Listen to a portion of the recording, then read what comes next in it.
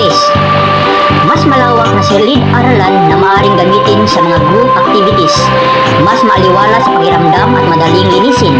Ligtas mula sa kagamitang maaaring mahulog at mga kasangkapang hindi na ginagamit at maaaring panahanan ng mga insekto at kulisa. Pangalawa, meaningful learning. Ang mga nakikitang mga larawan sa mga gilid ng silid-aralan ay maaaring mali ang pagkakaunawa ng mga mag-aaral. Masyadong malawak ang kanilang pag-iisip upang magkaroon ng iba't ibang interpretasyon sa mga nakikita. Iba pa rin kasi kung ang guro mismo ang natuturo at naipapaliwanag ang bawat paksa. At ang pangatlo, expenses. Nababawasan ang mga personal na gastusin ng mga guro sa pamimili ng mga bagay-bagay para sa silid-aralan. Sa halip ay gagamitin ang mga ito sa pang-araw-araw na pangangailangan. Hindi kailanman may pagpapalit ang pagiging magaling ng mga guro.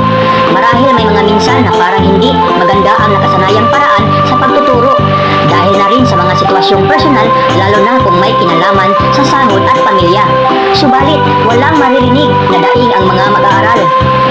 Sa halip, ang mga pangako at pananagutan ang mga guro bilang pangalawang magulang sa paaralan ay mananatiling maaasahan at magiging panatag ang mga magulang at mag-aaral na magkakaroon ng mas maliwanag na kinabukasan dahil sa makabuluhang natutunan.